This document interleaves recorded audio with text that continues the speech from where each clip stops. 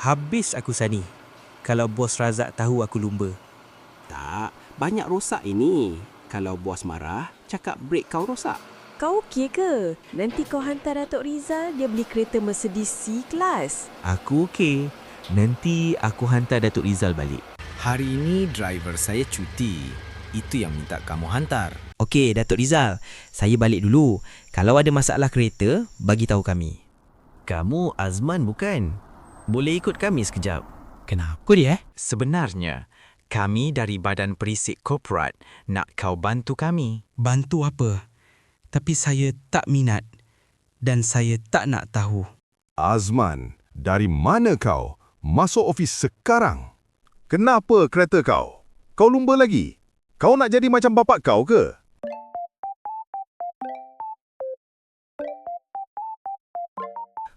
Letih aku hari ni. Pagi tadi bos marah aku. Balik macam tu je. Nasib baik dah nak siap kereta dia ni. Halo Azman, dekat mana? Free tak? Jom pergi minum? Aku dekat bengkel. Minum? Tengah free ni. Ada apa kau cari aku ni? Kau tolong kami dari Badan Perisik Korporat escort lori kontena. Engkau sama macam lelaki jumpa aku tu. Kenapa aku bukan polis yang kena escort? Kami suka bakat kau driver tu. Kalau polis terlibat, orang akan nampak barang dalam kontena tu berharga. Betul juga. Bila kau nak aku tolong? Kereta aku belum siap. Besok malam, kita mulakan misi. Sani, kereta aku bila siap? Ada misi baru ini. Dah nak siap. Misi apa pula? Kau nak lumba lagi ke?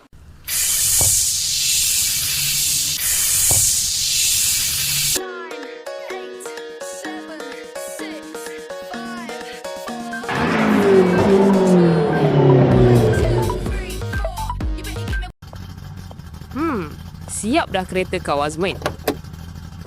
Masa yang ditunggu kini merah sudah kembali di jalan. Puan, pakej dah siap. Kami akan gerak keluar. Baik, kami akan jaga dari belakang. Kau pandu lori, jangan berhenti.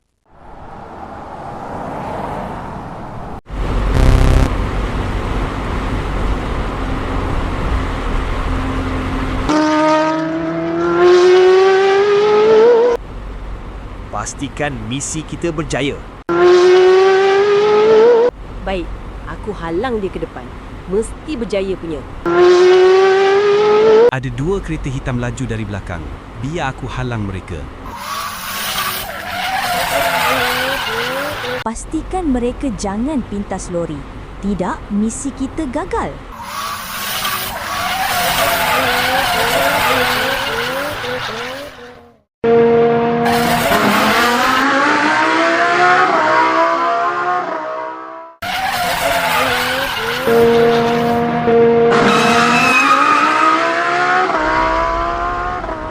Azman, guna asap sekarang. Baik, Puan. Nah, kau rasakan. Biar mereka tak tahu arah mana lori bergerak. Misi berjaya. Apa misi seterusnya?